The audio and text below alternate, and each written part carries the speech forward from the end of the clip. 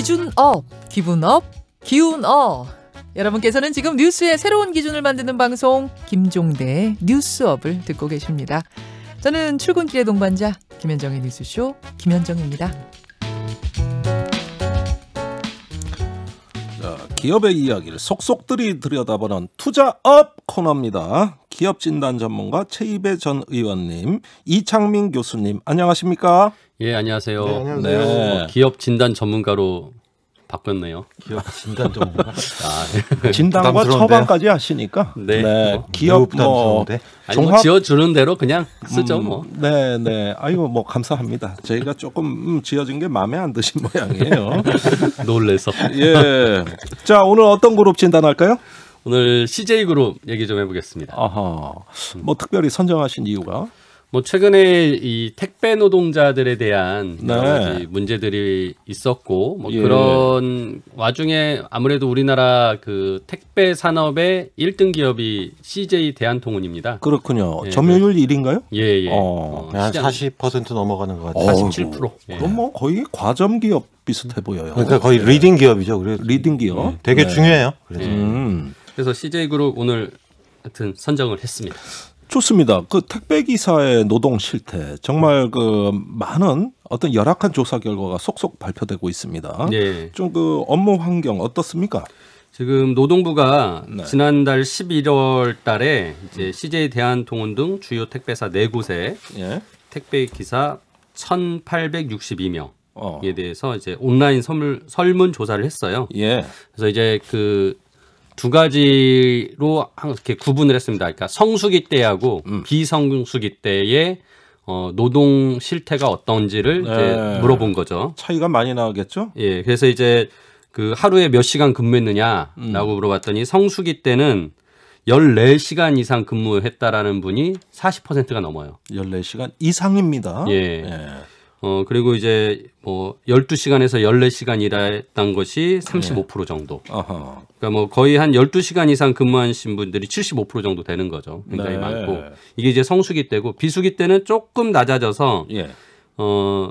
14시간 이상 근무했던 분은 이제 18% 정도 되고요. 예. 그다음에 12시간에서 14시간이 42%. 제일 여기가 가장 많네요. 많습니다. 예. 12시간에서 14시간 14시간. 구간. 예. 예. 그러니까 아까 전에 성수기에 비하면은 2시간 정도 조금 줄어든다고 본 거죠. 네. 그래서 아무튼 근데 하루에 10시간 이상 근무한 분들이 88%예요. 그러니까 이제 비성수기 때도 굉장히 근무 시간이 길다라는 거죠. 10시간 넘는다는 아이, 거. 그럼 뭐 일과 삶의 균형 뭐 워라벨 뭐 이런 말들 여기에 아예 그 설 자리가 없어요, 없죠? 이게. 예. 그러니까 워라벨이 없는 기업인 거죠. 그러니까 이 택배 기사는 그 우리가 택배 노동자들은 그 기업에 소속된 노동자가 아니라 예. 다 개인 사업자잖아요. 예. 그래서 이제 뭔가 이런 노동 시간에 대해서도 뭐 52시간 적용받거나 그럴 일이 없는 거죠. 이런 분들은 네. 개인 사업자니까. 아, 그렇군요. 예. 그리고 이제 그 주당 근무 일수를 물어봤더니 성수기 때는 뭐 다 대부분 6일 근무했다고 하시고요. 네. 7일 근무하신다고 한 분도 12% 정도 나왔습니다. 무시 못할 수치입니다. 그러니까 하루도 안 쉬고 예. 근무를 하신 분이 예. 12%였고 네. 이제 비성수기 때는 이제 대부분이 6일 근무한다. 대부분이? 그러니까 예, 95%거든요. 95%? 예. 그럼 뭐 전부죠, 뭐. 예. 그러니까 결국 뭐 5일제 같은 거 없는 거예요. 예. 그러니까 우리가 토요일도 택배를 다 받아보잖아요. 네. 그러니까 다 일을 하시는 거죠. 6일 동안. 그래서 예. 뭐이 정도의 이제 근무 시간과 근무 일수가 그렇고 그래서 하루에 그러면은 이제 그 점심 식사 포함해서 일하는 중에 얼마나 쉬냐 그랬더니 네. 30분 미만으로 쉰다는 분이 88.8%. 네. 그러니까 뭐 거의 다 뭐 밥을 먹을 시간 없이 30분 내에 식사를 차에서 하거나 하면서 계속 일을 하시는 거죠. 그러니까 앞서 말씀드린 뭐 12시간 뭐 10시간 이상 근무를 하면서 예. 중간에 화장실도 거의 안 가시고 네. 밥도 차에서 드시고 이렇게 이제 풀타임 일을 하신다라는 거죠. 굉장히 아니, 노동 강도가 그러니까 세죠. 예. 문제는 실제 배달에 이렇게 시간이 많이 소요되느냐가 궁금한 거예요. 맞습니다. 그 일이라는 게 배달도 있지만은 다른 과정도 있는 것 같아요. 분류도 있고. 맞습니다. 그런데 실제는 배달에 대한 노동의 대가만 사실은 받는 셈이거든요. 그렇죠. 배달 건수당 금액이 계산되죠. 그러면은 분류하고 정리하고 이런 거 다 어떻게 되는 거예요? 그러니까 이제 그거는 그거의 사전 준비 작업이다라는 게 지금 택배 업계의 그 기업들의 얘기고요. 그래서 분류에 대해서도 이제 조사를 했더니 하루에 5시간 이상 분류를 했다라고 하는 분이 62%가 나와요. 성수기에. 그러니까 근무 시간의 절반 정도는 분류하는 것에 사용하고 절반은 배송하는 거죠. 이 부분에 대해서는 뭐 다른 보상이나 대가가 있습니까? 그래서 심지어 자기가 그 분류하는 별도 인력을 내 돈 주고 사람을 써서 분류를 하시는 분들까지 있어요. 그러니까 오히려 기업이 돈을 대주고 하는 것이 아니라. 저 이거 뭐 깜짝 놀랐어요. 네. 본인이 돼가지고. 네. 그러니까 본인이 힘드니까 본인이 사람을 써서 분류 작업을 같이 알바로 쓰시겠죠. 그렇게 하고 자기는 이제 배송 가는 것이죠.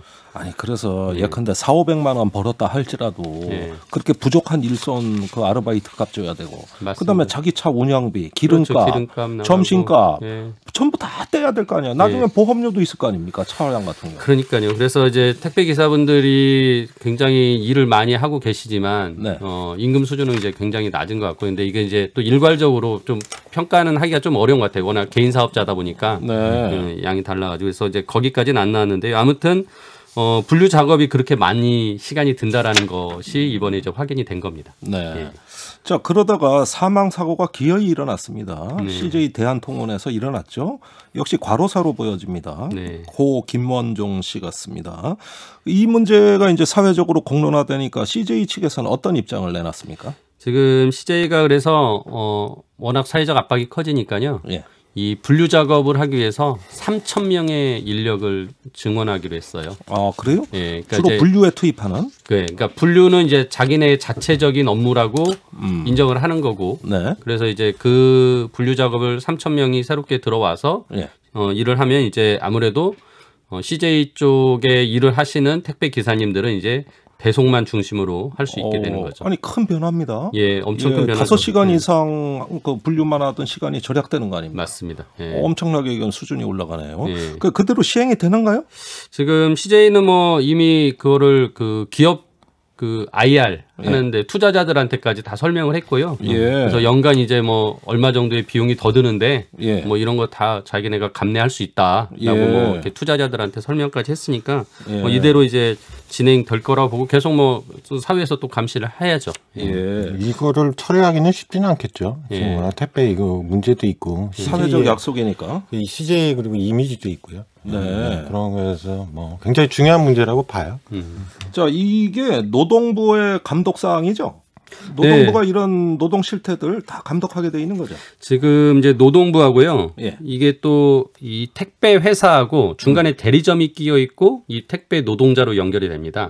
그러다 보니까 이 계약 관계들이 있고 하니까 이제 공정거래위원회가 또 관여를 하게 되고요. 그다음에 이제 전체적인 이 물류 산업은 국토부가 또 관할을 합니다. 그렇군요. 그래서 이제 지금 말씀하신 노동부, 공정위, 국토부가 셋이 같이 올해 연말까지 이 택배 산업 쪽에 있는 불공정 거래 같은 뭐 사안들을 다 신고 접수받는 그런 거를 진행하겠다. 그 신고 센터를 열어놓겠다라고 해서요. 이제 그런 것들이 지금 모아지면 지금 국회에 계류 중인 택배 관련된 법이 있습니다. 생활 물류 서비스 산업 발전법이라고 해서 산업발전법. 생활 물류 서비스 산업 발전법입니다. 우리가 그냥 줄여서 택배법이라고 하는데요. 그러니까 택배를 그 법률 용어로 생활 물류라고 해요. 그래서 이제 그거에 관한 법률 논의될 때 아마 좀 반영이 되지 않을까 싶습니다.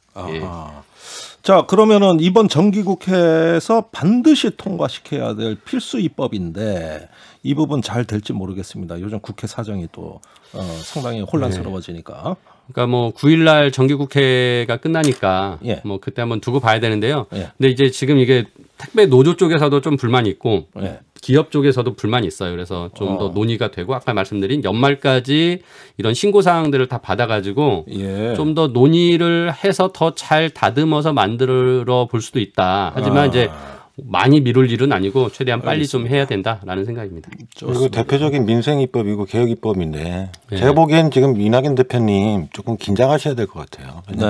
대표님 되시고 제가 보기에는 딱히 한 게 없으신 것 같아요. 그래서 그렇죠. 이번에 14개 법안 우선 통과시키겠다고 말은 했는데 사실 또 9일 날은 검찰 문제로 여야가 크게 격돌하는 날입니다. 예, 그렇죠. 10날 그 검찰 징계위원회 그 법무부에서 열리지 않습니까? 그러니 뭐 공수처법도 지금 뭐 강행하겠다라는 또 뭐 그런 얘기도 나오고 그래서 이미 저 야당이 국민의힘이 법사위에 불참하고 있어요. 중대재해법 그 공청회도 안 나왔지 않습니까? 안 나왔죠 어제. 이렇게 돼버리니까 또 민생은 불안해지는 거예요.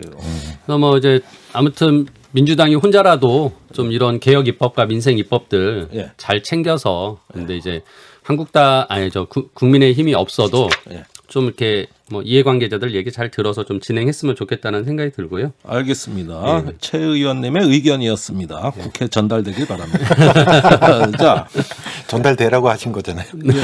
자, 시장 점유율 1위 CJ 대한통운 이제 노동 환경도 1위가 될까요? 변화의 조짐은 보입니다. 자, 그러면 CJ의 출발점을 한번 알아보기로 하겠습니다. 어떻게 해서 CJ 그룹은 만들어졌는가 소개해 주세요. 지난번 이제 삼성그룹 역사를 얘기하면서 이제 CJ그룹에 대한 얘기도 나왔습니다. 그래서 당연히 삼성그룹에서 파생됐기 때문에 이병철 이제 전 회장님이 이제 창업자이시고 1953년도에 제일제당 공업 주식회사를 만들었어요. 이병철 회장이? 이병철 회장께서 그때 이제 말씀드렸던 것 중에 이제 설탕 밀가루 면직 이렇게 해가지고 300산업.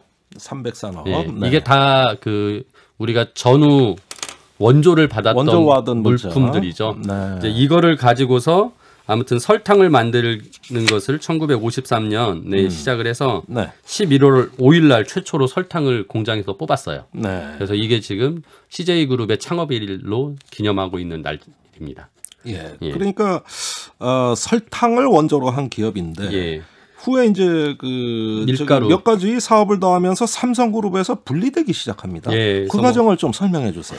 그래서 이제 밀가루도 만들고 화학조미료 우리 다시다 유명하죠. 근데 이제 그 이병철 회장께서 그 미원을 만든 대상그룹 그 미원을 꼭 이기고 싶었는데 조미료에서 못 이기다가 다시마라는 거를 개발하셔가지고 다시다.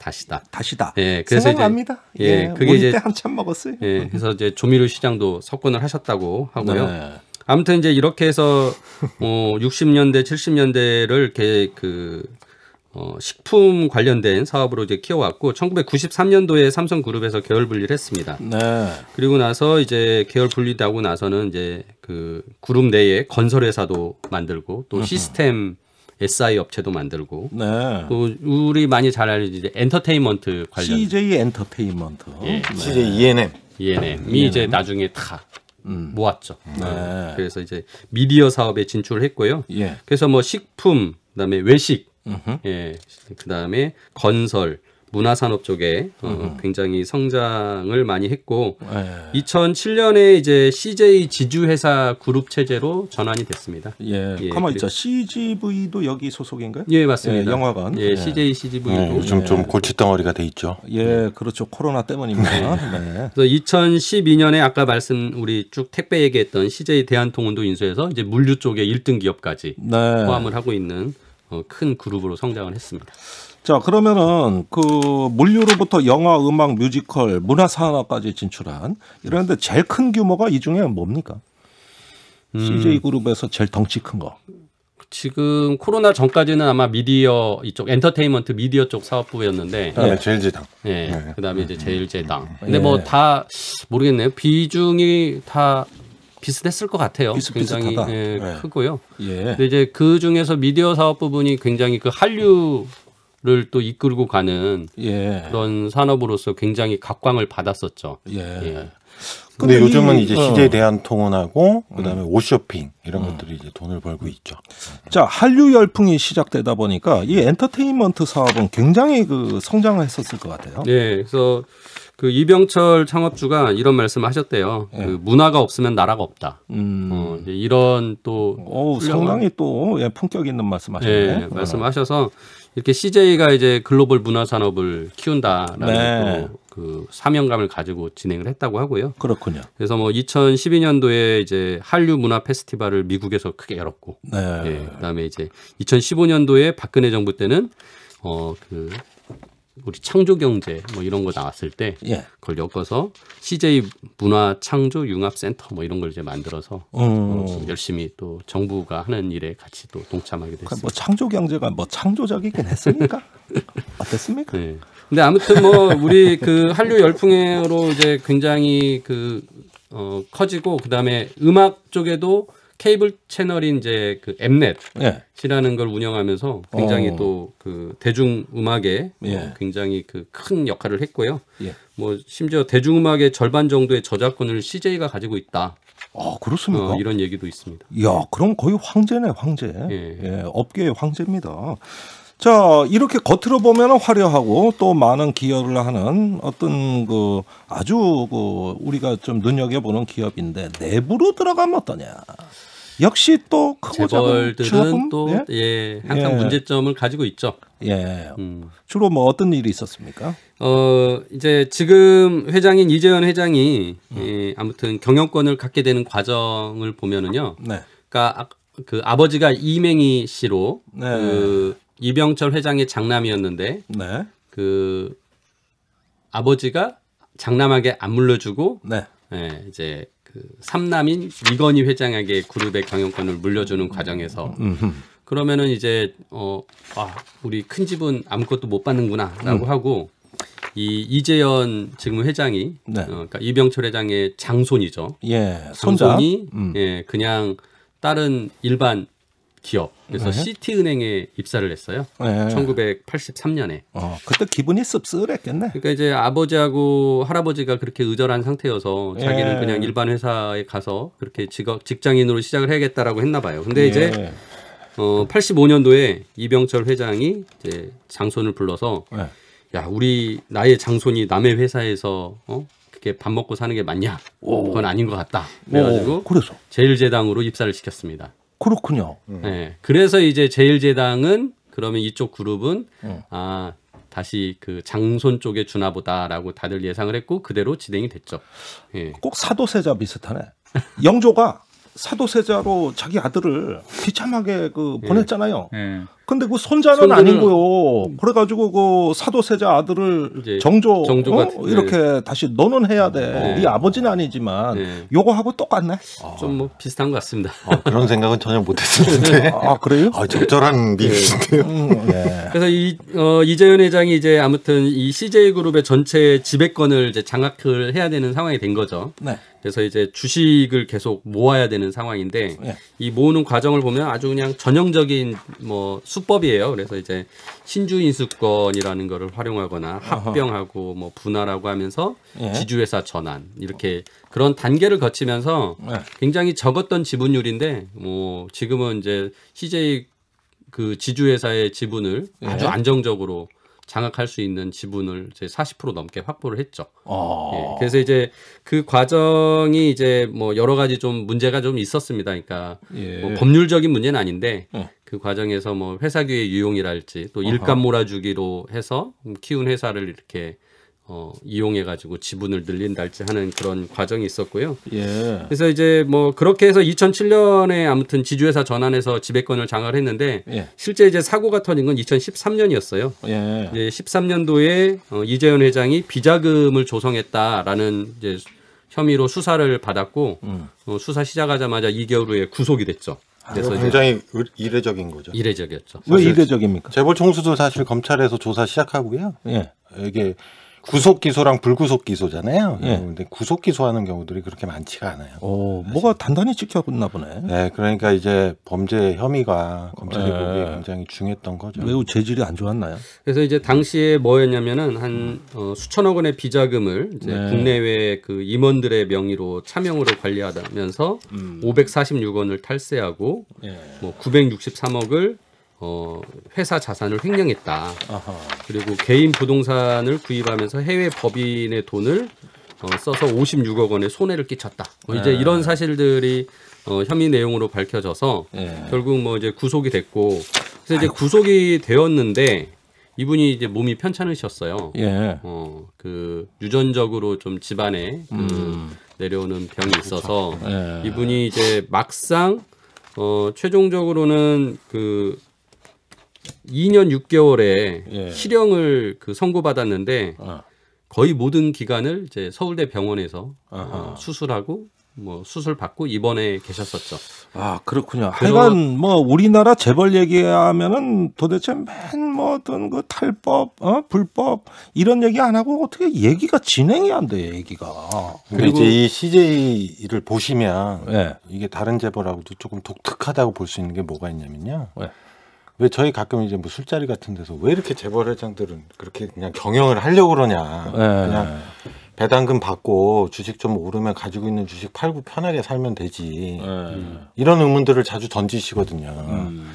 근데 이제 저희가 그거를 경영권의 사적 이익 이런 표현을 써요. 네. 그게 뭐냐면 실제 경영을 해야 느낄 수 있는 행복감이라는 게 있다는 거죠. 그러니까 황제같이 지낼 수 있는 거죠. 그러니까. 그 일종의 뭐 권력 중독증 아닙니까? 네, 근데 이제 그게 학문적인 용어가 있어요. 네. 네. 그래서 뭐 예를 들면 미국 같은 경우는 대표적으로 뭐냐면 CEO들이 자기 전용기 굉장히 비싼 거 사요. 예. 네, 그래가지고 그거 타고 주말마다 골프 다니고 막 이래요. 이런 기쁨이 있잖아요. 예. 네, 회의도 굉장히 비싼 리조트 같은 데 가서 하고. 예. 근데 사실은 이재현 회장 같은 경우는 안 됐지만 원래 유전병도 있으시고 그러면 되게 건강도 힘든 건데 그럼에도 불구하고 항상 저렇게 경영에 감옥까지 갔다 오시면서도 복귀를 하고 꼭 저러시잖아요. 네. 그게 그러니까 우리나라의 재벌 구조에 총수들이 누릴 수 있는 권력의 어떤 뭐라 그럴까요? 그런 게 굉장히 크다는 거예요. 그러고 보니까 재벌 총수들이 감옥에서 나왔을 때 제일 열심히 일하더라고. 어떤 사람은 감옥에 나와 집으로 안 가고 회사로 출근하더라고. 서울구치소에서 회사로. 네. 대부분 그렇습니다. 가족보다 먼저 만나더라고. 네. 새벽에 나오시더라도 회사로 갔습니다. 그래서 임원들 다 불러놓고 앉혀놓고 그렇죠. 회사 가는 게 제일 행복한 거죠. 거기서 이제 야, 나 복귀한다. 막 이런 거에 대한 또 가시도 하시고 그런. 알겠습니다. 할 얘기가 조금 많이 남아 있는 것 같아. 빨리 서둘러야겠는데. 자, 그래서 이 회장 그런 어떤 상황에서 후에 정경유착도 사건이 일어납니다. 소개 좀 해주세요. 그래서 이제 그 그러니까 구속 상태에서 결국 아까 말씀드린 병원에 계속 있었는데 재판이 끝나고 나서 이제 그 박근혜 대통령으로부터 2015년 12월에 네. 2016년 광복절 특사로 나와요. 예. 근데 이 광복절 특사로 나온 것이 그냥 뭐 일반적인 그런 재벌들의 특별 사면일 수도 있겠지만 이게 나중에 국정농단 사건을 수사하다 보니까 이 박근혜 대통령의 지시사항이 안종범 전 청와대 수석의 그 수첩에서 이런 얘기가 나옵니다. 이재현 회장을 도울 일 생길 수 있음. 그러면 그러니까, 그것이 기재되고 얼마 후에 사면됐다 이겁니까? 그러니까 15년 12월에 그렇게 써 있고 16년 8.15 특별 사면을 받은 거죠. 그래서 이제 이게 국정농단에 뭔가 관여된 게 있지 않았느냐라는 얘기가 나왔었는데 솔직히 이 부분은 더 수사가 진행되지 않고 넘어갔군요. 묻혀졌습니다. 예, 알겠습니다. 자, 그러면은 이재현 회장 이런 어떤 굴곡의 역사를 살아오셨는데 문제는 또 기업 승계 문제가 그 그렇죠. 다음 때로 4세 문제로 이제 전개되지 않습니까? 지금 이제 아들이 이선호 씨라고 이제 이분이 이제 2013년에 미국에서 대학을 졸업하고 24세에 CJ에 입사를 해요. 예. 그리고 나서 1년 후에 대리를 달고요. 1년 후에 과장을 달고 1년 후에 부장이 됩니다. 아주 초고속 승진을 하셨는데 막상 또 그 임원은 안 되셨어요. 근데 이분이 14년도에 이분이 이제 그 19년도에 작년이죠. 미국에서 귀국하는 과정에서 이제 대마를 밀반입 했다가 그게 이제 걸려서 아무튼 지금 재판을 받았고 지금 항소심에 이제 올해 2월에 나왔는데 징역 3년에 집행유예 4년을 선고받았죠. 아, 그렇군요. 그러니까 이제 유일한 이제 아들인데 아들이 지금 이런 또 사건에 휘말려서 경영권 승계가 참 불투명한 상황입니다. 아니 이미 기업 승계라는 그 어떤 A급 귀족이라는 그 위치가 이미 마약인데 뭔 마약을 또 해? 아까 이 교수님 말씀이 흡인력이 있다고 안 그랬습니까? 그 자체가 마약인데 뭔 마약을 또 해 그래? 약간 주는 게 다른가 보죠. 뭐. 주는 기쁨에. 알겠습니다. 자, 시간이 없어서요. 네. 자, 이 시점에서 투자자들이 주목해야 할 점. 짚어주시죠. 예, 앞서 말씀드린 대로 이제 CJ 대한통운이 아무튼 우리나라 물류 산업의 1등 기업입니다. 그리고 이제 언택트 산업 사회가 되면서 계속 성장할 거라고 모두들 예상하고 있고 그래서 굉장히 좀 주목할 만한 하고요. 아까 이제 이 교수님이 잠깐 얘기했는데 이제 CJ 오쇼핑 요즘도 이제 또 쇼핑 온라인 쇼핑이 워낙 커지고 홈쇼핑이 커지니까 그런 쪽도 하고 그다음에 이제 식자재 산업으로 이제 계속 식품 쪽에 경쟁력이 있기 때문에 뭐 그런 것이 좀 성장할 가능성이 있지 않나 생각이 듭니다. 그렇군요. 식품 쪽을 눈여겨봐 주십사 하는 말씀. 이 교수님 덧붙일 말씀?